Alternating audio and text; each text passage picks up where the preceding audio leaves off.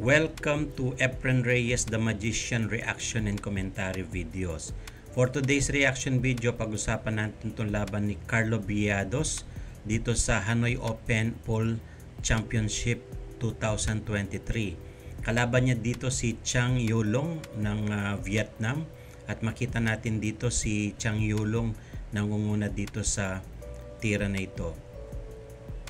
At mapansin natin si Chang Yulong ay tinitake niya yung kanyang chances para makapag-run out siya dito sa rack number 1. Ito nga pala ay laban ng race to 9. Alternate breaking rules ang laro nila dito at ito yung 9 ball. Sumablay dito si Chang Yulong at merong possible shot si Carlo Biado. Napakahusay nitong bank shot ni Carlo Biado na ito at mukhang maka-score siya dito sa nag-mintis dito si Carlo Biado, no? At easy shot 'yun. At ito na-flock shot naman ni Chang Yulong yung 9 ball. 1-0 yung score natin, si Chang Yulong ang over diyan at makita natin nag-break siya diyan, dry break. At mukhang nakakakuha ng magandang ball position dito si Carlo Biado. Nag-play safe shot, itinago sa likuran ng ball number 3. Na-foul dyan si Chang at ball in hand kay Carlo Biado. Mukhang meron chance si Carlo Biado dito na ma-run out niya itong rack number 2.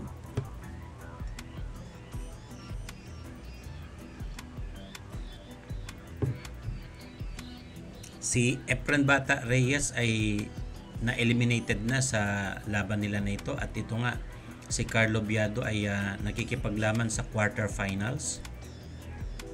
Mukhang maganda yung ball position ni Carlo Biado dito at meron siyang chance na maka-run out dito sa rack number 2.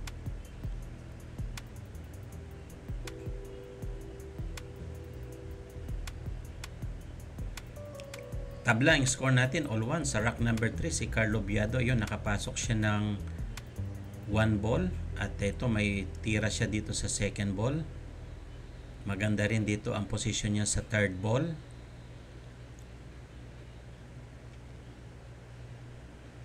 May konting harang sa ball number 3 at pasok pa rin. Maganda ang position sa ball number 4. Mukhang makaka-run out dito sa rack number 3 si Carlo Biado.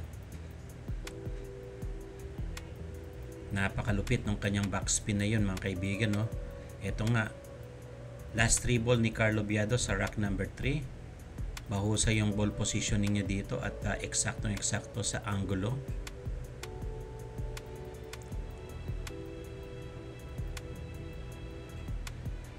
Sumablay, medyo makapal ang tira doon ni Carlo Biado at ito mukhang naitago pa sa likuran ng ball number 9, no? Kick shot si Chang. Napakahusay ng kick shot niya na yun, eksakto at maganda pa ang ball position.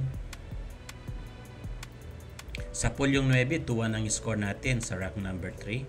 Rack number 4, mukhang dry break dito si Chang Yulong ng Vietnam. At may possible shot si Carlo Biado.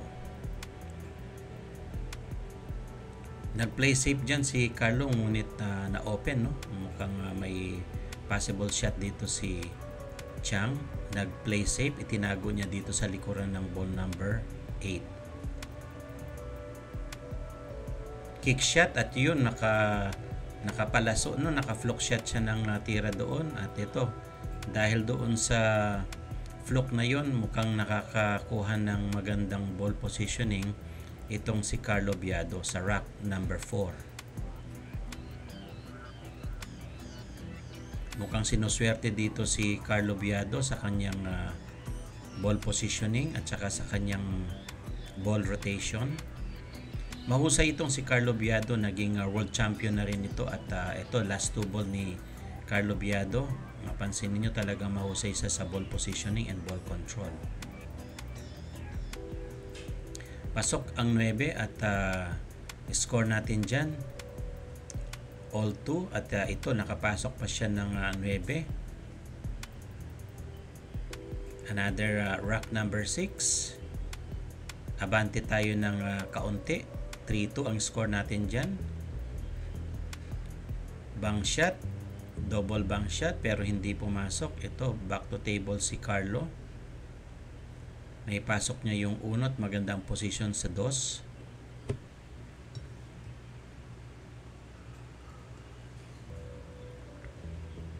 3-2 ang score natin dyan, rock number 6. Umaarangkada pa rin dito si Carlo Biado, no? At nakikipaglaban siya sa quarterfinals.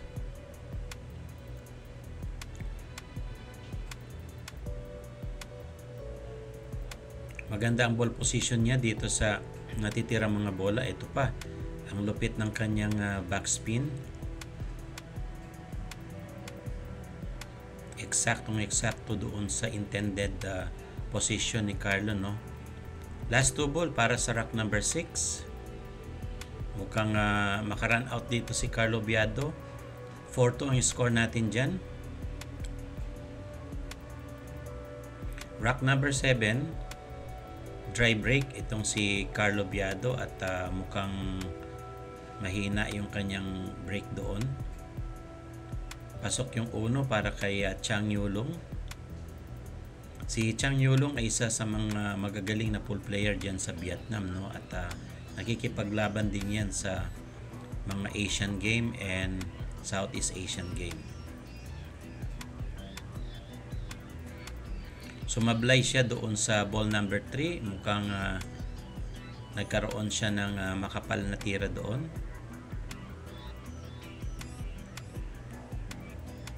Sumablay ng konti itong si Carlo Biado at ito nag-try siya ng play safe at naitago niya ng konti pero may possible shot. Kick shot naman si Chang, natamaan ni Chang. Ngunit na-open ang ball number 3 kay Carlo Biado.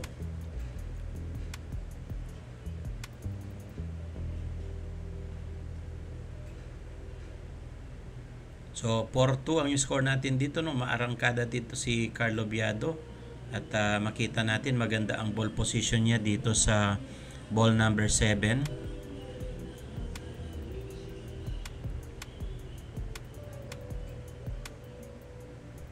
At yun, pasok yung 8, last ball sa rock number 7.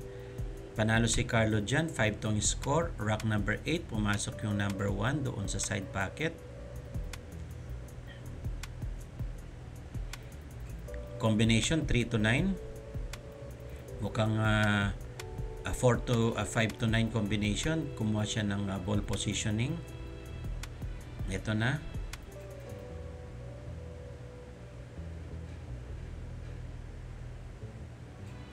Pasok yung 9 at 6-2 ang score dyan, no? Rock number 9, pasok pa rin yung 1 dito sa side pocket. Sumakto yung tira doon ni Carlo Biado. 6-2 ang score natin dyan, mga kaibigan, mga kabilyard. Eto na. Mukhang, ayun, sumablay si Carlo doon sa 3, no? Mukhang ang pangit ng pagkakasablay ni Carlo doon. Na-steal pa yata ni Chang Yulong itong rock na ito. At makita natin dito maganda yung ball position din ni Yulong.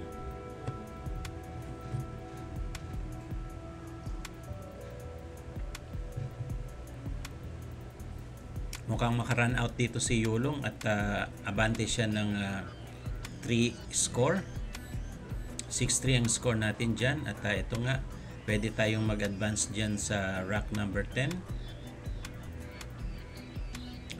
Mukhang dry break, no? At ito, nag-play safe dito si Carlo Biado at itinago niya dyan sa 4 and 7 ball.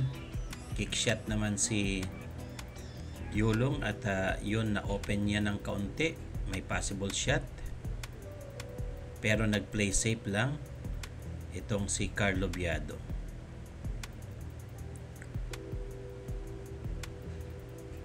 So nagtitrade sila dito ng safety at yun tumama dun sa 6. Na open ngayon ang 1 ball.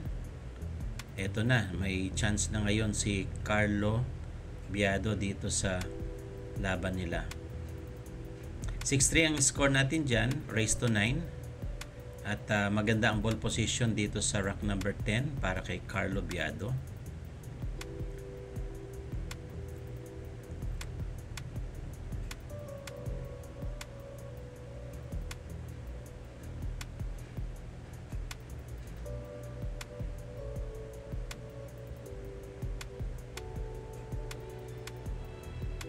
Mahusay yung kanyang cue ball control, no?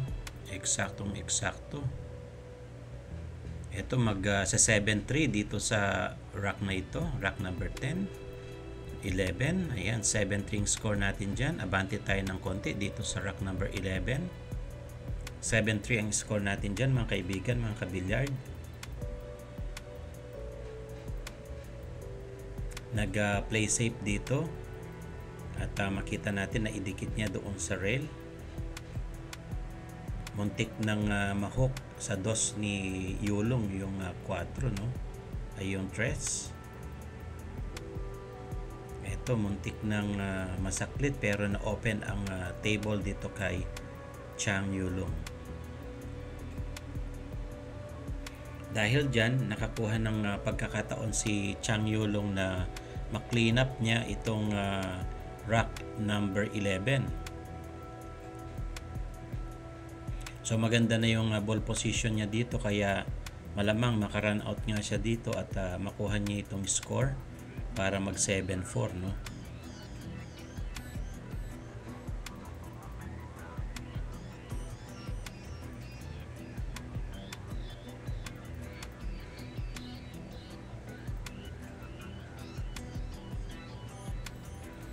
Last 2 ball para sa rack number 11. Ito, pasok na yung 8 at magandang position sa 9. Abante ng isang puntos dyan. 7-4 ang score. Siya ang magbe-break sa rack number 12. Pasok yung number 1 doon sa side pocket. At may possible shot siya dito sa ball number 2. Nakuha niyang pinahin yung dos, no? Pero umangkla itong cue ball sa bandang kanan. Kaya ito nag-play safe na lang dito si Chang Yulong at naitago niya dito sa likuran ng cluster ball. Tinamaan ito ni Carlo Biado at mukhang ma-open. Medyo may harang, no? Alanganin itong ball number 3. Kick shot siya, tinamaan. At na-open itong ball number 3 dito kay Carlo Biado.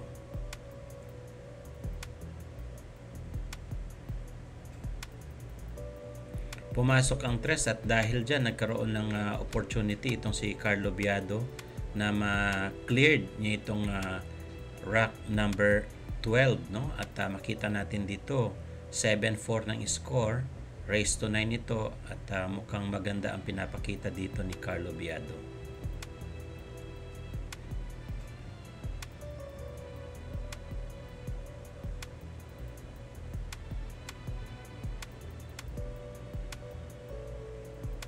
Eksaktong-eksakto talaga dito sa ball positioning ni Carlo. At ito, last ball para sa rack number 12. Pasok ang 9 at 8-4 ang score natin. Ito, last break. Nahook yung 9 at yun, pumasok doon sa side pocket. Panalo si Carlo